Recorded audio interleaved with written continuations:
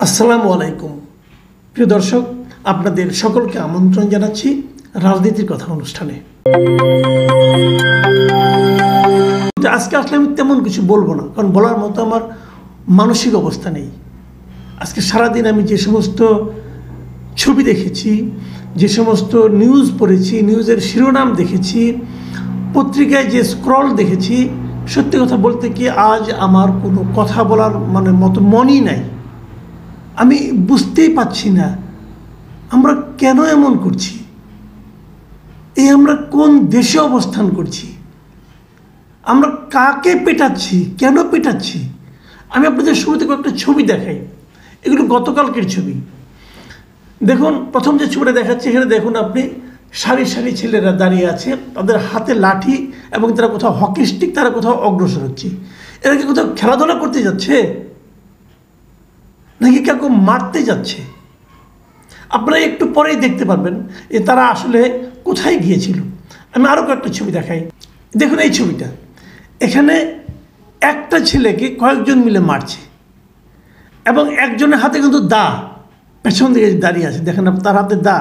কিন্তু যারা মারছে, 3জন 4জন যারা মারছে, প্রত্যেকের মাথায় হেলমেট লাগানো। কেন হেলমেট কেন? তার মানে ওনারা দুটো কাজ করছেন। এক নম্বর কাজ হলো ওনারা নিজেদের চেহারাটা ঢেকে রাখতে চাচ্ছেন, আর দ্বিতীয় কাজ হলো যাতে নাকি ওনাদের মাথায় কোনো আঘাত না লাগে, ইট না লাগে, সেই ধরনের একটা প্রতিরক্ষা বর্ম ওনারা পড়েছেন। আর একটা ছবি দেখুন, এটা ফার্ম গেটের আজকের ছবি। একজন লোক মাটিতে পড়ে গেছে, তাকে হকি স্টিক দিয়ে পিটাচ্ছেন একজন হেলমেটধারী লোক। তার পাশে দাঁড়িয়ে আছেন আরেকজন হেলমেটধারী লোক। এই দুজনেই কিন্তু বাংলাদেশের নাগরিক। এরা কেউ চোর না, কেউ পুলিশ না। যিনি মারছেন উনিও পুলিশ না, এবং যিনি মার খাচ্ছেন তিনিও চোর না, এদেশের নাগরিক। যিনি মার খাচ্ছেন তিনি অবধারিতভাবেই কোটা সংস্কার চেয়ে আন্দোলন করছিলেন, আর যিনি মারছেন তিনি কে আমি জানি না। তার পরিচয়টা একটু পরে উদ্ঘাটনের চেষ্টা করি। এই ছবিটা দেখুন, কয়েকজন মেয়ে তারা দৌড়ানোর চেষ্টা করছে, সে অবস্থা তাদের পেছন দিকে হেলমেট পরে একজন লোক লাঠি হাতে বেধড়ক পেটানোর চেষ্টা করছে এবং পেটাচ্ছে। এটা তো আমরা তো একটা স্থির চিত্র দেখছি। এরপরে ফ্রেমে দেখা যাচ্ছে তাদের কারো না কারো মাথায় পড়েছে। আবার আরেকটা ছবি দেখুন আপনারা, আমি এই ছবিটা এত ছবি দেখাবো না আপনাদেরকে, দেখালে আপনারা হয়তো একসময় টায়ার্ড হয়ে যাবেন, এত ছবি দেখাচ্ছে কেন। এই ছবিটা দেখেন, বড় একটা লাঠি নিয়ে দুজন মেয়েকে একজন লোক পেটাচ্ছে। মেয়ে দুটো আর্তনাদ করছে কিন্তু পেটাচ্ছে কেন? তার পেছনে যার একজন চেহারা দেখা যাচ্ছে না, তার হাতে দেখুন একটা লাঠি, সেও পেটানোর ভঙ্গিতে, সেও আয়সা হয়তো একটু পরে এখানে জয়েন করবে। কত আমরা দেখবো এরকম ছবি। এগুলো আমাদের এই দেশে আমাদের এই ছেলে মেয়ের সঙ্গে একদল দুর্বৃত্ত ঘটিয়েছে। এই দুর্বৃত্তরা কারা? এরা কি ছাত্রলীগ নাকি এরা ভাড়াটে গুন্ডা? অথবা যদি ভাড়াটে হয়, ভাড়াটে পাড়ার বখাটে মাস্তান হয়, যারা নাকি মানুষকে রাস্তায় যাওয়ার সময় শীষ দেয়, ধর্ষণ করে, ইফটিজিং করে, যদি তারা হয়, তাদেরকে এখানে কে নিয়ে এসেছে? এই বিশ্ববিদ্যালয়ের পবিত্র ভূমিতে কে নিয়ে? এই ঢাকা বিশ্ববিদ্যালয়ের আমি ছাত্র ছিলাম, আমাদের সময় মারামারি হতো ভাই, ধাওয়া পাল্টা ধাওয়া হতো, কিন্তু এভাবে মেয়েদের গায়ে প্রকাশ্যে নির্বিচারে নির্মমভাবে আমি কখনো কাউকে হাত তুলতে দেখিনি। দু একটা ঢিল যেই লেগেছে কাকার উপর, দুই পক্ষের গোলাগুলির মাঝখানে কেউ পরে হয়তো কোনো একটা মেয়ে গুলি খেয়েছে, এরকমও হয়েছে, ঘটনা হয়নি আমি তা বলবো। কিন্তু এটা কি? এটা তো ইন্টেনশনালি মারা হচ্ছে। এই লোকটা একটা চরিত্রহীন লোক, একটা দুশ্চরিত্র লোক, সে একটা স্যাডিস্ট, সে একটা মেয়ের গায়ে হাত তুলতেছে। এর জন্য অনেক কিছু হতে পারে। কিন্তু আমাদের মন্ত্রীদের কথাবার্তা শুনেন আপনারা, তারা বলবে আগের রাত্রে কেন ছাত্ররা তুই রাজাকার, কে আমি কে তুমি কে, রাজাকার রাজাকার স্লোগান দিল, এই কথাটা বলছিল। আমি তো আজকে আরেকটা জিনিস পেলাম, একজন বলতেছে, আমি ওখানে যাইনি কিন্তু স্টুডেন্টদের কথা শুনলাম, যে এই স্লোগানটা নাকি একটা আংশিক স্লোগান। এই পুরো স্লোগানটা ছিল যে তুমি কে আমি কে, রাজাকার রাজাকার, কে বলেছে স্বৈরাচার স্বৈরাচার। একটা পূর্ণাঙ্গ স্লোগানের অর্ধেকটা আপনি উচ্চারণ করে আপনি এদের উপর চড়াও হয়েছেন। অনেক মন্ত্রীকে দেখেছি, আওয়ামী লীগের অনেক নেতাকে দেখলাম, তারা সারাদিন ধরে প্রতিবাদ করছেন, বলছেন যে এরকম রাজাকারের কথা যদি কেউ বলে নিজেদের কথা তাহলে তারা দেশপ্রেম নেয়, তাদের মধ্যে হ্যান নাই তেন অনেক কিছু বলছেন। কিন্তু তারপর কোনো একটা মন্ত্রীর মুখে কি আপনি শুনেছেন যে এই যে নির্মমভাবে এদেরকে যে পেটানো হয়েছে এই কাজটা ঠিক হয় নাই? কেউ বলেছে? তার মানে এটা তারাই করিয়েছে। তাহলে তারা এদের সমালোচনা করে না কেন, এদের ঘটনার নিন্দা করে না কেন? আমি আপনাদের শর্টকাট কয়েকটা পত্রিকার খালি শিরোনাম পড়ে শোনাচ্ছি আজকে কি হয়েছে। দেখেন, চট্টগ্রামের সংঘর্ষে 3 জন নিহত, 2 জনের বুকে পিঠে গুলির চিহ্ন। আমরা কিন্তু কালকেও দেখেছি শহীদুল্লাহ হলে একজন ছাত্র হাত উঁচিয়ে গুলি করছেন। সেই গুলিটা, সেই ছেলেটা কে? সেই ছেলেটাকে, সে কি পুলিশ? পুলিশ না। তা কে গুলি করলো? তাকে কে গুলি করতে দিল? তার হাতে বন্দুকটা কে তুলে দিল? এই প্রশ্নের জবাব কে দেবে? তারপরে দেখুন, কোটা আন্দোলন, রংপুরে সংঘর্ষে রোকেয়া বিশ্ববিদ্যালয়ের শিক্ষার্থী নিহত।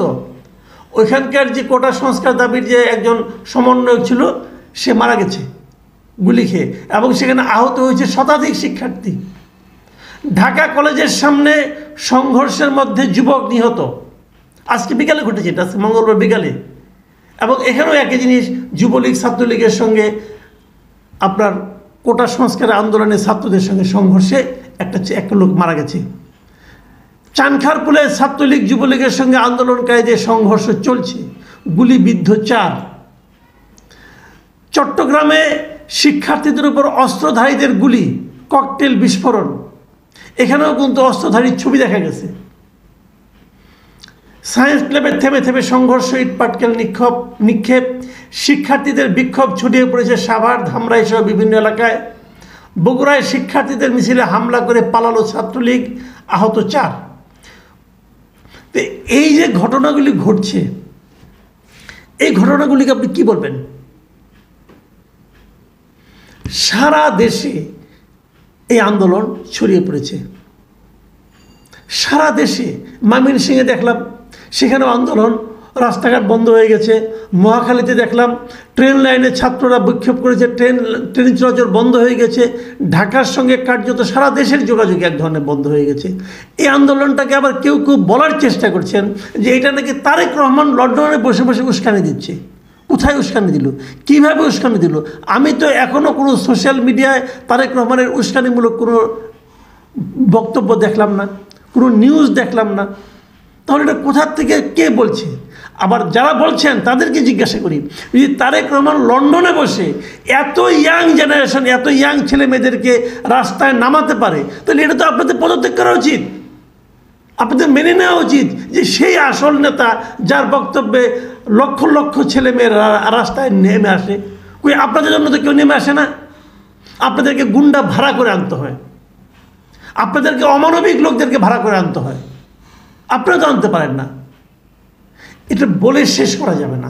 আমি কেবল একটা কথা বলি, শেষ করবো আজকে। অনেক মন্ত্রীদেরকে বলতে শুনলাম যে ওই স্লোগানের কারণে এরা নাকি সব রাজাকারের নাতিপুতি হয়ে গেছে। আমি কেবল বলবো, সেই স্লোগান তারা কেন দিয়েছিল ওই রাতে একবার চিন্তা করার চেষ্টা করেন। ওই দিন বিকালের প্রেস কনফারেন্সে প্রাইম মিনিস্টারের যে বক্তব্য, সেই বক্তব্য তাদেরকে আহত করেছিল, এবং সেই আহত হওয়ার কারণে তার প্রতিক্রিয়া হিসেবে তারা এই ধরনের একটা স্লোগান দিয়েছে, যে স্লোগানটাকে আপনারা খণ্ডিতভাবে উপস্থাপন করছেন। তারপরেও যদি তাদেরকে আপনারা রাজাকারের নাতিপুতি বলেন, তাহলে আপনাদের কাছে প্রশ্ন, যারা ছাত্রদের পিটিয়েছে, যারা মেয়েদের গায়ে হাত তুলেছে, মেয়েদের মাথা ফাটিয়ে দিয়েছে, মেয়েদের গলায় রামদা দিয়ে কেটে দিয়েছে, এরা কারা? আমি তো বলবো তাহলে এরা 71-এর যে পাক বাহিনী ছিল তাদের নাতিপুতি। আপনাদের কাছে কি 71-এর পাক বাহিনীর নাতিপুতিকে বেশি পছন্দের লোক মনে হচ্ছে, যে যাদের বিরুদ্ধে আপনারা একটা শব্দ উচ্চারণ করছেন না? আমার প্রশ্ন, যে মুক্তিযোদ্ধাদের নাতিপুতিকে কোটা দেওয়ার জন্য আপনারা এত কিছু করছেন, তারা কোথায়? এই যে লক্ষ লক্ষ ছেলে মেয়ে নেমেছে, কই তারা তো কেউ রাস্তায় নামেনি। যদি আপনাদের বক্তব্যই সঠিক হয়ে থাকে, আপনাদের পক্ষে কে নেমেছে এই কয়েকটা ভাড়াটে গুন্ডা ছাড়া? আর কে নেমেছে দেখান? কেউ তো নামেনি। আপনারা সংখ্যাগরিষ্ঠের কথা বোঝার চেষ্টা করুন, নতুন প্রজন্মের সেন্টিমেন্টকে বোঝার চেষ্টা করুন। না হলে ইতিহাসের দিকে তাকান, ছাত্রদের সঙ্গে লড়াইয়ে নামেন না, অথবা ছাত্রদেরকে লড়াইয়ের মাঠে নামিয়ে দিন না। ছাত্রদের সঙ্গে লড়াই করে এ পর্যন্ত কেউ জিততে পারেনি।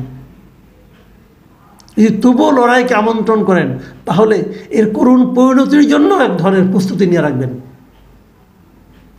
প্রিয় দর্শক, এখন এ পর্যন্তই। আল্লাহ হাফেজ।